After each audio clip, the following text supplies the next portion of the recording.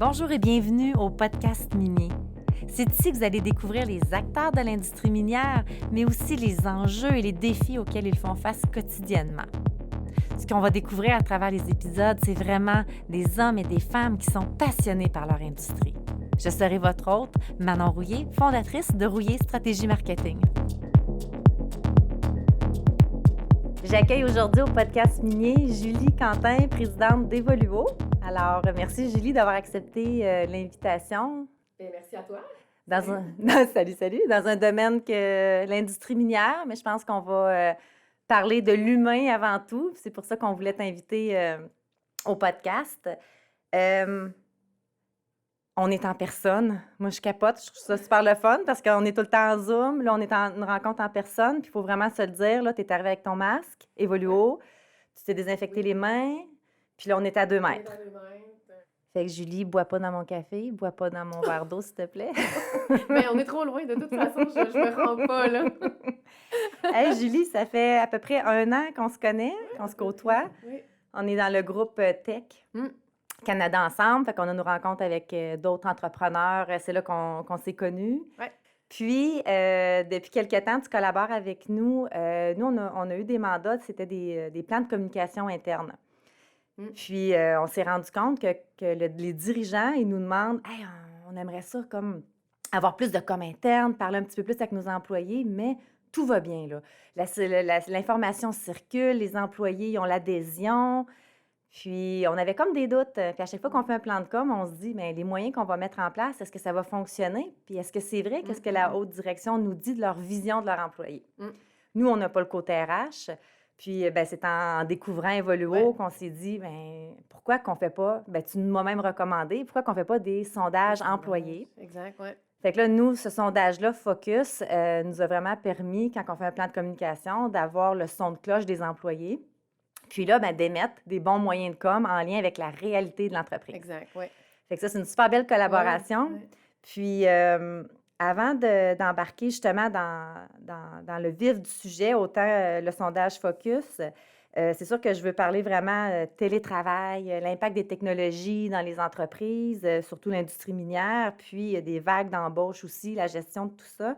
J'aimerais ça que tu nous parles d'Evoluo parce que moi, le plus que je te côtoie, le plus que j'entends parler d'Evoluo, je réalise que le changement, là, ça part de l'humain, puis il faut gérer l'humain dans tous les changements organisationnels, que ce soit même dans l'implantation de ERP, par exemple. Puis c'est des choses que j'avais comme pas réalisées. Ouais. Même ici à l'agence, je disais, genre, je veux en faire des changements, mais là, maintenant, j'ai le réflexe, hein, si je fais un changement, Ta gang. il faut que je pense à ma gang, il faut que je pense à mes processus.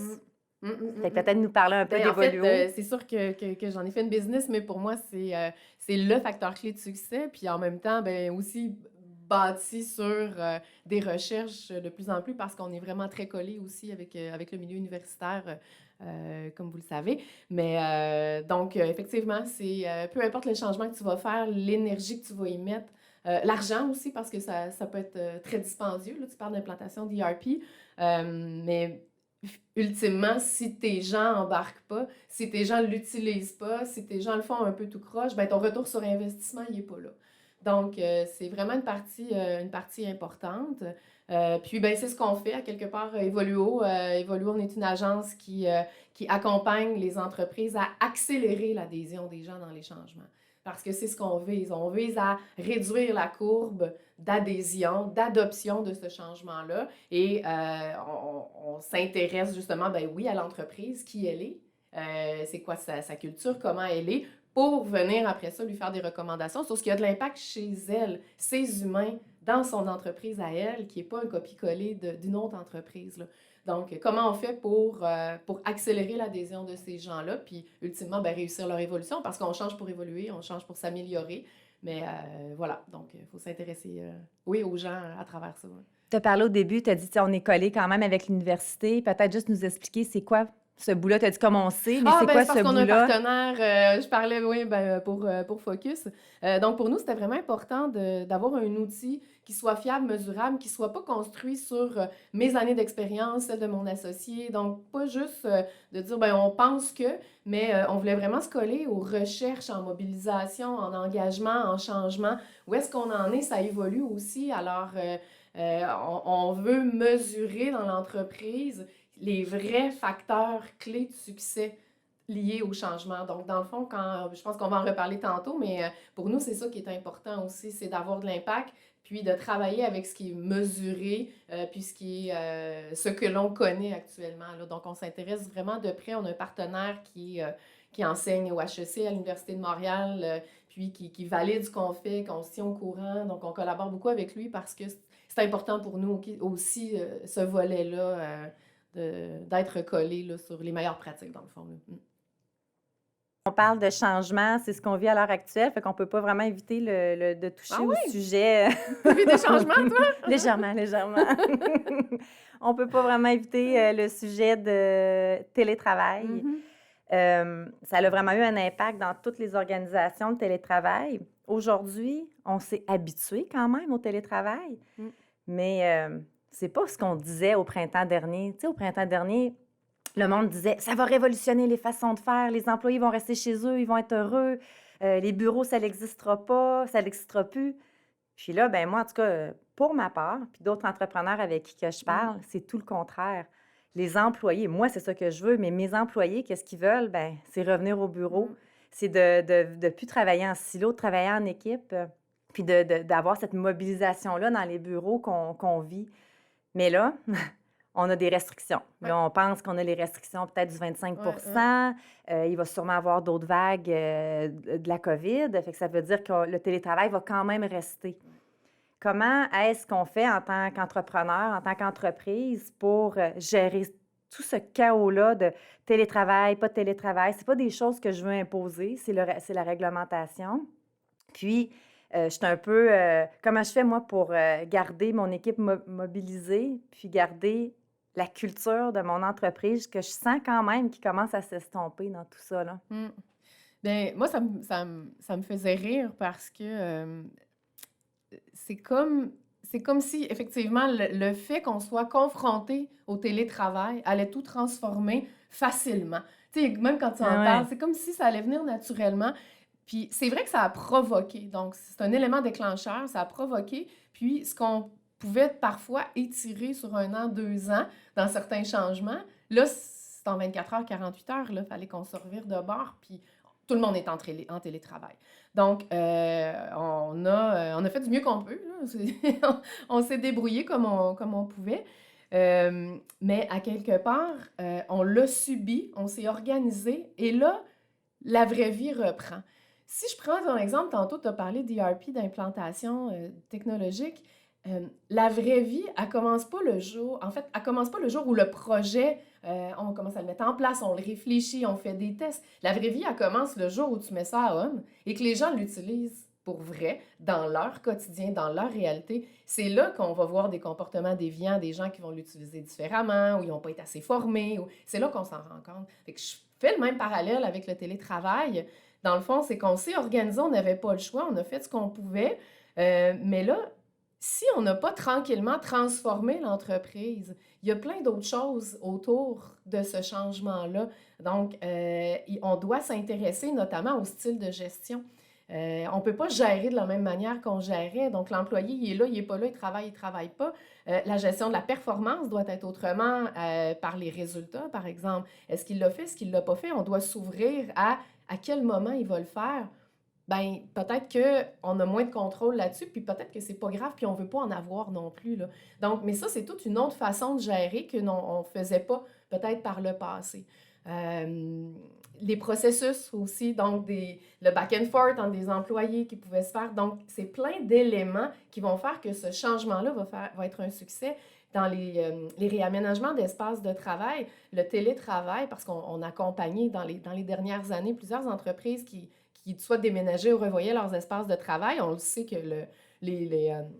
les aires ouvertes là, étaient rendues de plus en plus populaires, notamment. Donc, on a fait ce genre d'accompagnement-là. Puis, le télétravail, c'était une portion de la réflexion. Comment vous allez le permettre? Comment vous allez le manager au travers bien d'autres éléments qu'il faut réfléchir, Puis les là, ondes, tout soudainement, ça. c'est Donc, tout le monde qui est en ben c'est ça, télétravail. exactement. Et c'est comme si on a juste centré l'énergie sur le télétravail, puis on a oublié le reste. Ben, le reste, c'est ce que tu nommes. C'est la culture. C'est comment je fais vivre ça. Il y a un client qui m'a dit cette semaine, parce que je prenais de ses nouvelles, puis il m'a dit, on est super performant. Il dit, dans mon équipe, ça roule mieux depuis qu'on est en télétravail. On réussit à se tenir à jour, mais on n'a pas l'énergie. C'est vraiment le mot qui m'a sorti, puis c'est ça. Je pense que c'est ça qui résume bien, c'est l'énergie que ça génère. Regarde, on est ensemble, on est en face à face, super énervé un matin parce qu'on se voit, tu sais. Puis pourtant, ça fait des semaines toute maquillée. qu'on se côtoie. Ben oui, c'est ça, je me suis mis cute. Je me suis mis cute, tu sais, en Zoom, tu peux te permettre d'être laide du bas puis d'avoir les cheveux un peu tout proches, ça paraît pas, mais là, tu sais, il y a comme un effort qui se fait. Mais c'est ça, ça fait partie aussi de ça. Il y a une énergie qui se crée quand on est là. Donc, c'est une réflexion profonde. C'est plus que se dire, OK, on est en télétravail maintenant, puis comment on s'organise, puis comment on fait pour garder ce momentum-là. Ça, c'est une chose, mais il faut le voir plus loin. Puis, en bonne présidente, je trouve ça rassurant, quelque part, quand tu dis, c'est quoi ma vision? C'est comment je vais faire pour aligner mon entreprise? Qu'est-ce que je veux qu'elle soit, cette entreprise-là, avec cette réalité de COVID qui ne va pas finir, by the way, en décembre, là. Donc, il faut vraiment, oui, se questionner sur ça va être quoi mon entreprise en incluant une grande partie en télétravail et aussi d'être capable d'être très agile. Parce qu'on s'en parlait tantôt, 25 pas le 25 c'est-tu vrai, c'est pas vrai? Les couleurs aussi qu'on a remis là, depuis 2 semaines, donc on est au jaune, on passe peut-être devenir au orange. Il faut avoir cette habileté-là de se retourner de bord, puis que cela n'empêche pas la culture de vivre, que nos humains soient heureux, puis que tout ça se passe bien, puis qu'on arrive à livrer ultimement aussi, là. Tu parlais des espaces de travail, puis c'est une de vos spécialités aussi dans les services d'Evoluo. Puis juste avant le podcast, je parlais avec Jade, qui est avec nous aujourd'hui pour le son. Jade me disait, elle dit, justement, comment qu'on gère ça, les espaces de travail, Manon? Parce qu'elle dit, ça serait le fun que tu poses la question à Julie. Donc, je te pose la question, Julie. Jade travaille plus que la moitié du temps maintenant en télétravail. Elle a la chaise d'ici, elle est venue chercher sa lumière d'ici. Mais elle dit, je commence à avoir des maux d'eau que j'avais pas quand que je travaillais à l'agence. Hey, c'est vrai, c'est ma responsabilité, le dos à Jade maintenant. Oui, oui. Oui, puis je sais pas si tu te souviens, Michel, dans notre groupe, en avait parlé au tout début aussi, la responsabilité de l'employeur du côté ergonomique, là. Mais vous en parlez, puis moi, je l'entends de plus en plus, autant chez des amis, les entrepreneurs aussi, là, qui commencent à vivre cette réalité-là, parce que c'est pas ces bobos-là qui sortent tout de suite. Ils sortent après plusieurs mois. Donc oui, c'est ça. Il y a comme une responsabilité que notre employé soit bien installé pour pallier, puis pour pas qu'il y ait de petits bobos là, qui sortent, là, parce que c'est ça la réalité de travailler sur une table de cuisine ou dans un armoire à balai, parce que j'en ai vu là, dans leur garde-robe, tu sais, les gens s'installaient où ils pouvaient. Mais c'est peut-être ça, Jade, peut-être dans un armoire à balai. Peut-être que tu pourrais questionner l'endroit où elle travaille, premièrement. Mais oui, c'est ça, effectivement, on est un peu responsable de ça. J'ai vu toutes sortes de choses. Envoyez-moi vos photos. En tout cas, ils ont mis des gens en contact avec des ergots. Mais c'est ça là, qui sort en ce moment. Puis oui, c'est super important. C'est santé physique, là, ça passe par là. Hein. Quand elle m'a parlé de son dos, je dis peut-être que ça serait d'envoyer un ergo chez chacun de mes employés pour voir leur position, si tout est correct. Là. Il y en a qui ont pris des photos, qui l'ont fait justement comme ça, parce qu'on ne pouvait pas se rendre chez les gens, on se ramène au printemps. Donc, envoie-moi une photo de ton espace de travail, comment tu es organisé, installé, assis, pas assis. Bon. Puis voilà, il faisait des interventions. Mais oui, c'est un bon point. C'est une réalité, effectivement. Ouais. On parle toujours de l'employé, de l'entreprise. Puis là, Jade a dit, dis pas l'employé, Manon. Julie, elle va te le dire, c'est l'humain. Tu sais pourquoi? C'est parce que l'employé, pour bien des gens, les employés, ça inclut pas les gestionnaires, les dirigeants. Alors que pour moi, dans ma tête, j'aimerais parler d'employés Parce que pour moi, c'est tout le monde, c'est tous les humains qui travaillent dans l'entreprise sont des employés. Mais là, on rigolait parce que c'est ça, Jeanne, elle nous aide effectivement. Vous travaillez avec nous pour notre site web, nos contenus, tout ça. Puis l'employé, ben c'est ça, je peux pas l'utiliser parce qu'il y a des gens qui se sentent pas Mais concernés. effectivement, C'est c'est ça. vrai. Hein? Donc, on parle de l'humain, de l'entreprise. Ouais. Comment les deux cohabitent, comment qu'on se mobilise, comment qu'on fait vivre nos valeurs, etc., etc. Mm. Mais il y a un aspect qui s'en vient, puis qui est déjà là, du moins aussi, ben pas du moins, mais dans l'industrie minière, on parle beaucoup de la mine autonome. Qu'est-ce que ça veut dire, la mine autonome? C'est l'arrivée de robots, c'est l'arrivée de Ouais. l'intelligence artificielle. Mhm. Fait que là, on a une troisième carte avec quoi jouer, là, tu sais. T'as la technologie, Ouais. t'as l'humain, t'as Ouais. l'entreprise. Exact. Puis, c'est des changements importants, des changements majeurs que l'industrie minière va vivre. Puis, je me demandais à quoi les entreprises doivent-elles s'attendre avec l'arrivée de l'intelligence artificielle, par exemple, puis comment est-ce qu'on peut réduire les répercussions négatives sur l'humain? Mais puis effectivement, c'est un changement de culture complètement, là, de demain, devoir transiger avec un robot. Euh, c'est pas, tu fais plus ton travail de la même manière, là. Donc, c'est un changement majeur. Puis, ben, c'est comme dans tous les changements, là, quelque part, c'est de le préparer, de le mesurer réellement. Un changement, c'est, on sait où on s'en va. On change, puis on a une bonne idée d'où on s'en va, ça, pourquoi on va le faire. On a une vision de ce changement-là, des résultats qu'on attend. Puis ce qui est important, c'est de mesurer l'écart, encore là, le sondage Focus, mais en fait, de mesurer l'actuel, où on en est, comment ça se vit aujourd'hui, au moment où on se parle. Puis, s'occuper de ces changements, bien, c'est comment on fait pour passer du point A au point B finalement. Donc, c'est de vraiment voir c'est quoi l'écart actuel, c'est quoi l'écart, pardon, entre là où on s'en va. Donc, on commence à travailler avec des robots, avec des ordinateurs. Ces robots-là ne vont pas remplacer l'humain. On va pas...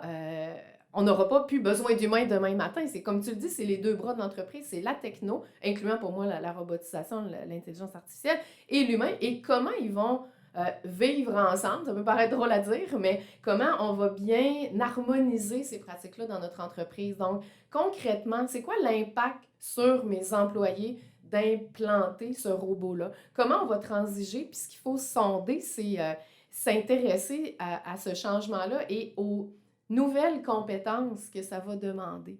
Parce que on va faire peut-être plus d'analyse. On va amener l'humain à un autre niveau, puis on en parle là, de plus en plus si on s'y intéresse dans les lectures. Il y a beaucoup d'articles là, qui sont rédigés sur le sujet, mais il y a les compétences de demain. Donc, c'est aussi là-dessus qu'il faut mettre de l'énergie. Donc, comment j'accompagne mes gens à être prêts à accueillir ça dans l'entreprise? De quoi ils ont besoin? Et est-ce qu'ils ont des compétences qu'ils doivent aller chercher, qui sont un peu plus, qui sont différentes ou qui sont moins mis de l'avant pour le moment? Parce qu'on va avoir un robot dorénavant qui va le faire à notre place, là. Donc, mais c'est un changement de culture majeur, ouais. C'est un gros changement. Puis, un autre, on a parlé des technologies. Il y a aussi le côté choc des générations qu'on vit dans les entreprises, peu importe l'industrie minière ou pas, là, c'est le choc des générations. Fait que là, on a la technologie, puis on peut penser que ben, les jeunes dans l'entreprise ils vont adhérer beaucoup plus facilement aux nouvelles technologies qu'on va implanter. Et j'ai des doutes. Est-ce que c'est vraiment vrai, ce côté-là? Fait que comment qu'on fait en tant que gestionnaire pour... j'ai un groupe qui doit travailler ensemble de plusieurs générations. Ouais. Comment je fais pour qu'ils adhèrent? Comment que je fais pour gérer les perceptions, la vision des gens qui doit être quand même différente, là, étant donné qu'ils n'ont pas le même âge? Oui, mais effectivement, que ce soit qu'on implante l'intelligence artificielle ou le robot, ça ne change pas. C'est une réalité, là. C'est une réalité où on a des gens d'âges différents. Puis en fait, c'est de s'intéresser aux gens. On dirait, j'ai le goût de te dire, ça peut paraître bien simple, mais c'est que l'humain est un humain en partant et il vit des réactions similaires. Qui ait 20 ans, qui ait 62 ans, je compare souvent, puis pas seulement que moi, mais les changements sont souvent comparés à un deuil. Donc, c'est l'exemple que j'ai envie de te donner. On vit un deuil à peu près de la même manière, j'en guillemets, mais on n'est pas filmé, fait que l'on le voit pas, mais à peu près de la même manière, c'est-à-dire qu'on a des phases, on a des phases où on a ce changement-là, on ne veut pas l'accepter, on va être dans le déni, on va essayer de trouver des solutions alternatives, puis à un moment donné, ben, on va l'accepter, hein. On dit souvent, c'est le temps arrange les choses, mais on passe à travers une phase, il y a un cycle de deuil. Le changement, c'est un peu la même chose quand on le compare. Donc, on avait une façon de faire avant, puis on t'annonce que là, ce ne sera plus ça. Mais tu vas passer par différentes phases de changement. L'âge n'a pas d'importance sur le fait que tu vas passer plus vite sur une étape ou pas. C'est ton contexte, c'est ta réalité.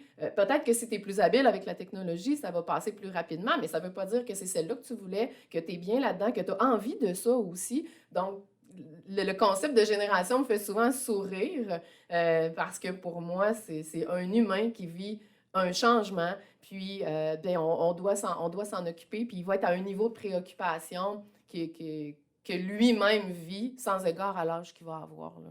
Peut-être en lien avec les générations, quand on va faire, par exemple, nous autres, un plan de communication, on regarde dans l'entreprise, ben, c'est quel groupe d'âge ou pour voir comment est-ce qu'on va implanter les moyens de communication pour, ben, si c'est tel type de génération, ben, il y a des moyens qui s'adressent plus à eux que d'autres. Fait que peut-être c'est à ce moment-là que je pense que c'est important de parler de génération quand il faut s'adresser après ça avec des moyens pour être sûr de bien les rejoindre. Ouais. Oh oui, absolument, c'est ça, tu as raison. Je ne dis pas de ne pas s'en occuper, de ne pas s'en préoccuper, c'est pas ça du tout. Mais oui, effectivement, il y a une bonne pratique, puis c'est important aussi dans ce que vous faites, comme tu le dis, là, d'ajuster tes moyens parce que tu veux que ce soit percutant, tu veux le faire puis avoir de l'impact. Donc, tu dois connaître, oui, leurs pratiques, leurs préférences, mais ça se peut aussi que tu rejoignes quelqu'un de 62 ans avec la préférence de l'employé de 25. T'sais. Fait que je me dis, oui, il faut en tenir compte. Puis c'est une réalité, mais en même temps, il reste que on doit gérer les changements en voyant des humains et non pas des générations. Effectivement. Sens, ouais. Là, je t'amène encore dans l'industrie minière, Julie. Oui. Mais présentement, l'art est à la hausse. Ce qui veut dire dans l'industrie minière que ça va bien pour les compagnies d'exploration en or. En or. C'est vraiment drôlement dit, ça. L'art OR, là. OR. Pas l'ART. C'est bon. Ah oui! OR, on est dans l'industrie minière, or, cuivre. Mais les entreprises minières, les compagnies d'exploration, bien là, qu'est-ce qui arrive, c'est que les fournisseurs de services, comme des compagnies de forage, présentement, ont des grosses vagues d'embauche parce que ça va bien. Des grosses vagues d'embauche, ça veut dire go, on embauche, tout le monde rentre en même temps. Comment qu'on gère ça pour que ces gens-là, là, ils adhèrent rapidement à l'entreprise? Puis là, tu ajoutes en plus la carte COVID-19 à travers toutes ces grosses vagues d'embauche-là. Comment qu'on gère ça en tant qu'entrepreneur? Ben d'abord, le recrutement, puis on était là-dedans, là, je regarde Jade, mais dans la marque employeur, mais est-ce que vous recrutez les bonnes personnes? Donc, est-ce que vous connaissez suffisamment votre entreprise pour savoir de qui vous avez besoin? T'en parlais aussi d'entrée de jeu, donc on se connaît. Est-ce que vraiment ce que l'on dit, c'est ce qui se vit dans notre entreprise? Première validation. Puis ensuite, qu'est-ce qu'on met de l'avant pour recruter? Parce qu'on veut avoir des gens qui adhèrent. Donc, si on veut accélérer l'adhésion des gens dans notre entreprise, on veut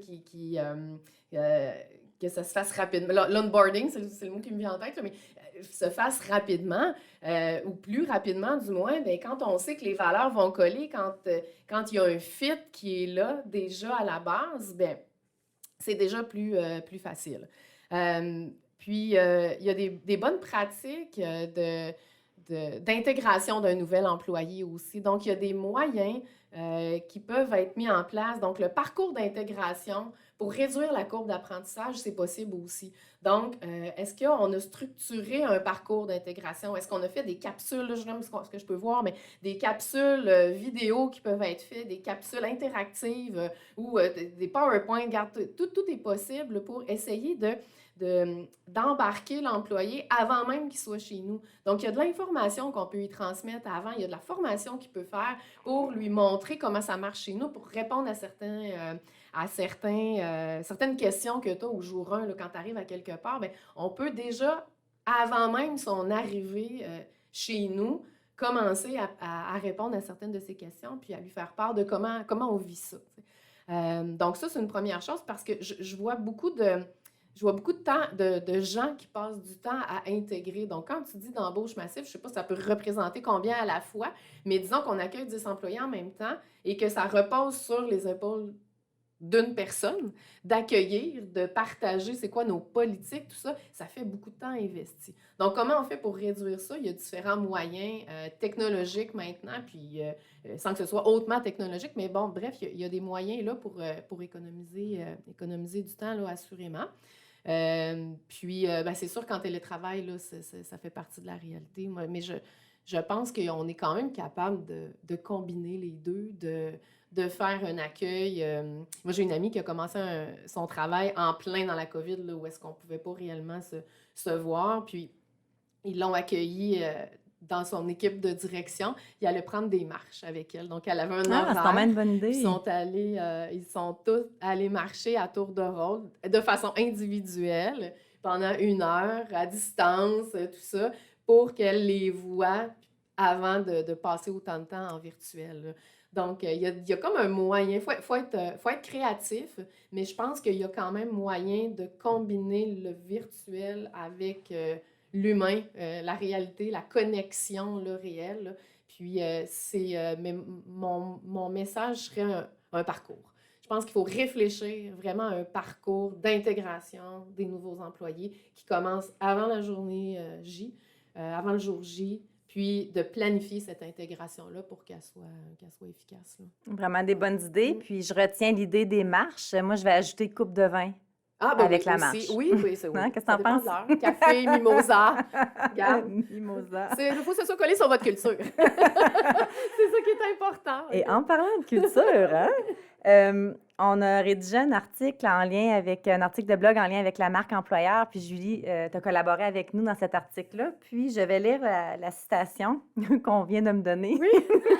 On te glisse. Tu as dit: une marque employeur doit être cohérente à la culture de l'entreprise, sur son ADN et, je ne peux pas lire mon mot, alors je vais continuer, qu'une marque doit être véritablement ce qu'on est et pas ce que l'on souhaite. Ouais.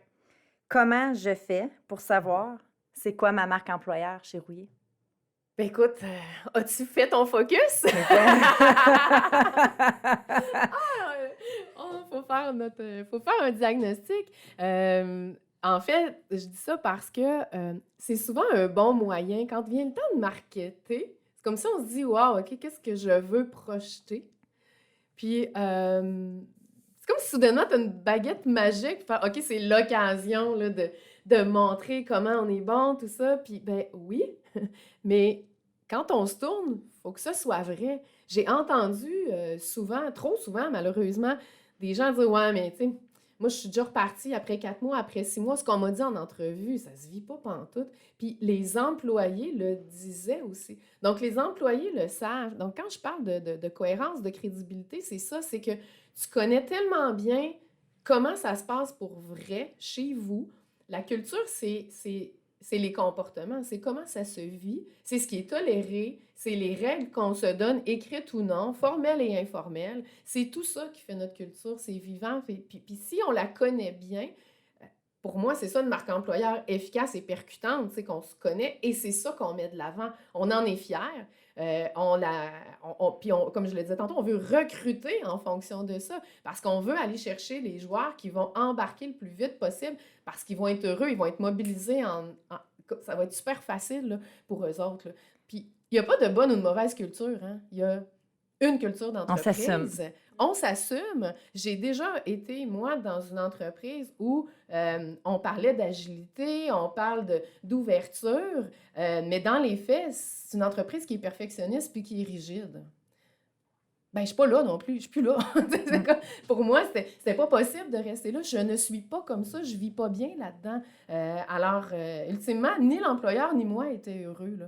Alors, c'est ça pour moi une bonne marque employeur. Donc, se connaître suffisamment. Puis c'est surtout de le valider, tu l'as dit toi aussi. Donc, je te dirais, ton feeling que tu as de Rouillé, est-ce qu'il est vécu? Est-ce que ça percole? Est-ce que les employés, ce qu'ils disent de Rouillé, c'est ce que tu sais? Donc, déjà, de se pencher sur sa business, son entreprise, puis de voir de quoi on a de l'air, puis qu'est-ce qu'on met de l'avant pour que tout ça soit cohérent. Puis un employé, quand on va chercher quelqu'un puis que c'est le bon, oui, il va le sentir, les autres vont en parler. Les gens, les employés actuels, ils vont être des ambassadeurs aussi parce qu'ils voient que ce qui est projeté, c'est vraiment ça. Alors, tu as envie de parler de ta business, tu as envie de dire à tes amis, viens travailler chez nous. Puis même quand tu décides de t'en aller, parce que c'est aussi ça la réalité, on parlait dans des générations, puis on le voit quand même davantage où on a moins des gens qui font 35, 50 ans dans une entreprise, là, on bouge plus, puis c'est correct, faut accepter ça. Mais il y a moyen que les gens qui quittent notre entreprise soient des ambassadeurs pour des futurs employés aussi. Donc, quand on est bien, qu'on est fier de notre entreprise, puis elle est cohérente, ben on reste ambassadeur même quand on s'en va, là. Donc, c'est ça pour moi, une bonne marque employeur. Ouais. Hey, merci Julie pour l'entrevue, d'être venue à nos bureaux. Ben, merci de l'invitation, c'est vraiment... Toute cette belle entrevue-là. C'était C'était super.